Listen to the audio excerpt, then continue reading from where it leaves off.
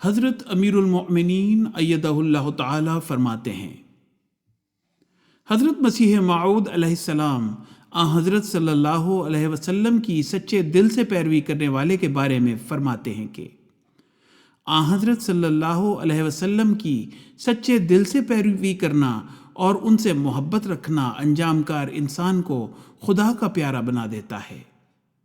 حوالہ حقیقت الوحی۔ بس یہ انقلاب تھا جو حضرت صلی اللہ علیہ وسلم نے لوگوں کے دلوں میں پیدا کیا کہ جو مشرک تھے وہ موحد بنے، اور ایسے موحد بنے کہ خدا تعالیٰ کے پیارے بن گئے۔ وہ خدا تعالیٰ سے محبت کرنے والے اور خدا تعالیٰ ان سے پیار کرنے والا بن گیا۔ اللہ تعالیٰ سے محبت کرنے والوں نے عبادت کے بھی حق ادا کیے اور خوب ادا کیے۔ اللہ تعالیٰ کی دی ہوئی تعلیم پر عمل شروع کیا اور خوب کیا اور اس کے معیار قائم کیے۔ جب کسی سے محبت ہوتی ہے تو پھر اس کے ہر قول و فعل پر انسان عمل کرنے کی کوشش کرتا ہے، اس کی ہر بات سننے اور اس کو ماننے کی کوشش کرتا ہے، زبانی محبت کا دعویٰ نہیں کرتا۔ پس جب ان لوگوں میں خدا تعالیٰ کی محبت پیدا ہوئی تو خدا تعالیٰ کی مخلوق کے حق ادا کرنے کی طرف بھی توجہ پیدا ہوئی۔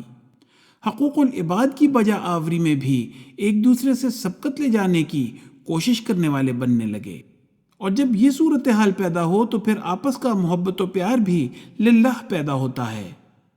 دوسروں کے حق بھی خدا تعالیٰ کی رضا حاصل کرنے کے لیے انسان ادا کرتا ہے، اور جب یہ معیار بن جائے تو پھر امن و سلامتی کی بھی بنیاد پڑتی ہے، اس کے لیے کوشش ہوتی ہے اور اس کے معیار قائم ہوتے ہیں۔ پس حضرت صلی اللہ علیہ وسلم وہ وجود ہیں جنہوں نے ہمیں خدا تعالیٰ سے ملنے کے راستے دکھائے، اور یہی وجود ہے جس پر اتری ہوئی تعلیم پر عمل کر کے ہم دنیا میں امن و سلامتی پیدا کر سکتے ہیں۔